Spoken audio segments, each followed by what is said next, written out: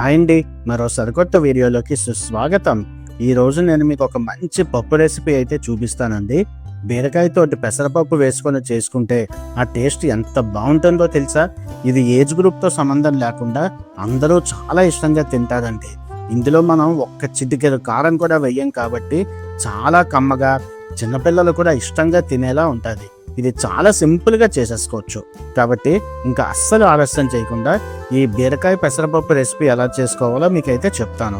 ముందుగా మనం ఒక కప్పు పెసరపప్పుని తీసుకొని అది నీటిలో ములిగే వరకు నీళ్లు వేసుకొని ఒక అరగంట ముందు నానబెట్టి ఉంచుకుందామండి. అలా చేయడం వల్ల ఈ పప్పు అనేది మనకి బాగా ఉడికి మంచి కన్సిస్టెన్సీలో వస్తుంది. అదండి, దీన్ని ఇప్పుడు మనం పక్కన పెట్టేసుకొని నెక్స్ట్ ప్రాసెస్ ఏంటో చూద్దాం. ఒక కడాయి తీసుకొని అందులో 1 నుంచి 1.5 గ్లాస్ నీళ్ళు అయితే వేసేసుకుందామండి. ఆ నీళ్లు చక్కగా వేడెక్కిన తర్వాత ఇలా మీరు చూస్తున్న విధంగా కొంచెం పెద్ద పెద్ద ముక్కల్లా కోసుకున్న బీరకాయలన్నిటినీ అందులో వేసేసుకుందాం. మంటను మీడియం ఫ్లేమ్లో పెట్టి ఇవన్నీ ఒక్క 10 నుంచి 15 నిమిషాల సేపు అలా ఉడకనిస్తే ఈ బీరకాయలు మనకి మంచి కన్సిస్టెన్సీలో ఉడికిపోతాయండి. మూత పెట్టుకుంటే ఇంకా మంచిది. చూసారా, ఇలా ఉడికిన తర్వాత మనం కడిగి పక్కన పెట్టుకున్న పెసరపప్పుని అయితే ఇప్పుడు ఇందులో వేసేసుకుందాం అండి. ఇలా పెసరపప్పు వేసుకున్న తర్వాత ముందు ఒక 2 నుంచి 3 నిమిషాలు మూత పెట్టకుండా ఉడికిద్దామండి. ఇలా ఉడికించుకోవడం వల్ల మనకి పొంగు రాకుండా ఉంటుంది. అదొక 30% మనకి కుక్ అయిన తర్వాత అప్పుడు మూత పెట్టుకొని మరొక 10 నిమిషాల సేపు దాన్ని అలా వదిలేస్తే ఈ పెసరపప్పు మనకి మంచి కన్సిస్టెన్సీలో ఉడికిపోతుంది. చూసారా, మొత్తం నీళ్ళన్నీ మనకి ఇంకిపోయాయి. ఎంత చక్కగా ఉడికిందో. ఇదండి, ఈ కన్సిస్టెన్సీలో వచ్చిందంటే పప్పు ఎక్స్ట్రాడినరీగా వస్తున్నట్టే.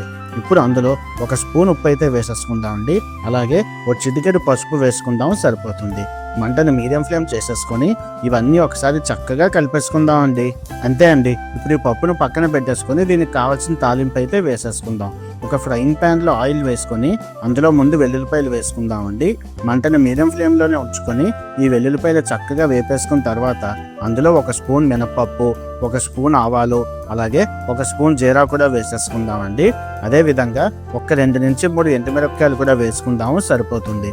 ఇవన్నీ మరొక నిమిషం సేపు ఫ్రై చేసుకుంటే పచ్చిదనం పోయి చక్కగా వేగిపోతాయండి. ఇప్పుడు అందులో మన కారానికి తగినన్ని పచ్చిమిరపకాయలు అయితే వేసుకుందామండి. అలాగే ఒక గుప్పెడు కరివేపాకులు కూడా వేసేసుకుందాం. అదేవిధంగా ఒక్క పంచు ఇంగువ అయితే వేసుకుందామండి. ఇంగువ వల్ల మంచి ఫ్లేవర్ అనేది వస్తుంది, సో తప్పకుండా వేసుకోండి. ఇప్పుడు వీటన్నిటిని చక్కగా కలిపేసుకొని మంట ఆపేసి ఇవన్నీ మన బీరకాయ పెసరపప్పులో వేసేసుకుంటే ఎంతో టేస్టీగా ఉండే బీరకాయ పెసరపప్పు అయితే రెడీ అయిపోయిందండి. చాలా సింపుల్గా చేసేసుకున్నాం కదా. ఈ రెసిపీని అయితే మీరు తప్పకుండా ట్రై చేసి ఎంజాయ్ చేయాలని నేను ఆశిస్తున్నాను. ఇంత మంచి రెసిపీ కానీ మీకు నచ్చితే వీడియోకి ఒక లైక్ చేసి మీ అభిప్రాయం కామెంట్ సెక్షన్లో చెప్పండి.